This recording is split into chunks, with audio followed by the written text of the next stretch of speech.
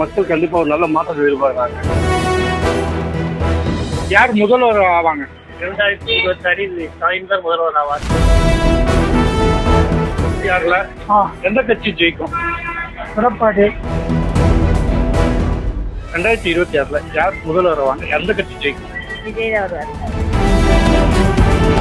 26 யார் முதல்வர் ஆகுங்க? அண்ணாமலை வந்தா நல்லா இருக்குன்னு நினைக்கிறேன்.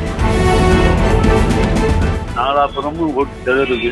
யார் வர்றா என்னங்கிறது இப்போதைக்கு யாராலையும் கணிக்கவே முடியாது.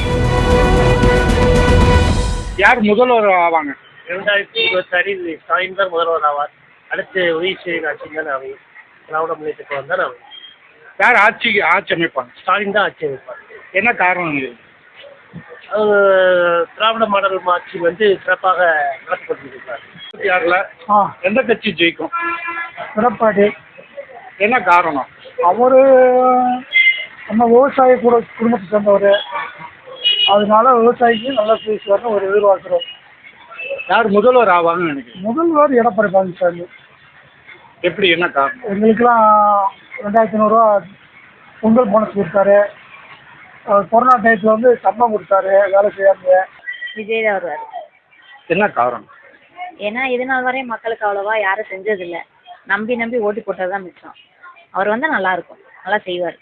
யார் முதல்வர் ஆவார்னு நினைக்கிறேன்? விஜய் தான். இப்போ இன்னைக்குள்ள சூழ்நிலையில ஆட்சி மாற்றம் அவசியம் தேவை. இதில் ஒரு படித்தவர், நல்ல ஒரு திறன்பட வில் பவர் உள்ளவர் வந்தால் நல்லா இருக்கும். அண்ணாமலை வந்தால் நல்லா இருக்குன்னு நினைக்கிறேன்.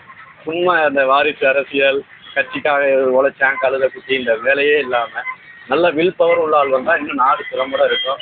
இன்னும் நம்ம தமிழ்நாட்டுக்கு நிறைய தேவைகள் இருக்குது. மோட்டிவ் அரசியல், ஊழல் இது பண்ணாத நியாயமான ஒரு ஆள் வந்தால் இன்னும் சிறப்பாக இருக்குன்னு நினைக்கிறேன். ஏடிஎம்கே எடப்பாடி தான் முதலமைச்சர் வருவாருங்க. ஏன்னா போன வட்டம் ஜெயிச்சது 3% 4% டிஃபரன்ஸ் தான் இருந்துச்சு. அப்புறம் இந்த வட்டம் ஆளுங்கட்சி மேலே ஒரு பெரிய அதிருப்தி இருக்கிறதுனால சுலபமாக ஏடிஎம்கே பிஜேபி கூட்டணி வர்றதுக்கு வாய்ப்பு இருக்கு. யார் சிஎம் ஆவாங்கன்னு நினைக்கிறேன்? எடப்பாடி சார் தான் வரணும். ஏன்னா அவர் வந்து ஒரு இயல்பான மனுஷன், ஒரு சாதாரண ஒரு நம்மள ஒருத்தர் மாதிரி தான் இருக்காரு. இப்போதைக்கு நான் ஏடிஎம்கே கட்சிக்காரெல்லாம் கிடையாதுங்க. நான் திமுக வந்து பல பேர் குறை சொல்கிறாங்க.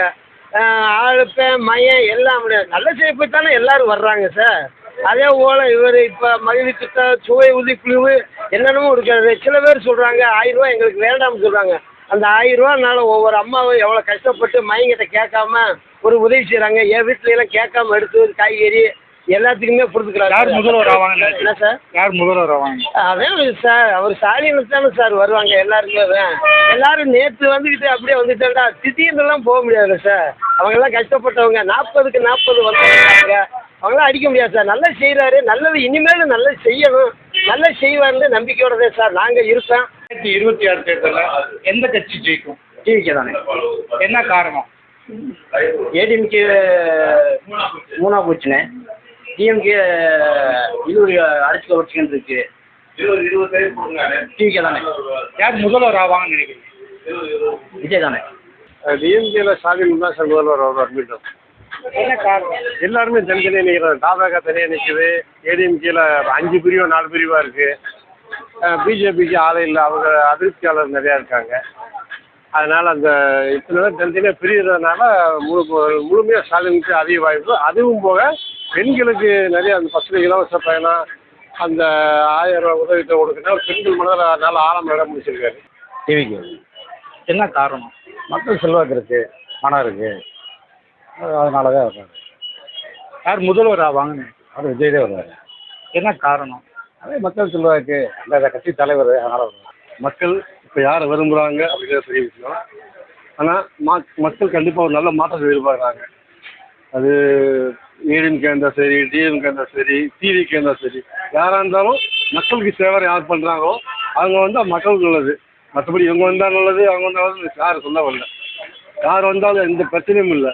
யார் மக்களுக்கு நல்லது பண்ணுறாங்களோ, மக்களை வந்து பாவம், மக்களுக்கு இயலாதவங்களுக்கு இயன்ற செய்வோம் அப்படின்னு சொல்லி நினைக்கிறாங்களோ, மனிதாபிமானம் நினைக்கிறாங்களோ அவங்க வந்தால் போதும். யாருன்னு சொல்லி கணிக்கவே முடியல. நாலாபுரமும் ஓட்டு செதறுது. யார் வர்றா என்னங்கிறது இப்போதைக்கு யாராலையும் கணிக்கவே முடியாது. செய்திகளை உடனுக்குடனும் துல்லியமாகவும் தெரிந்து கொள்ள சப்ஸ்கிரைப் பண்ணுங்க.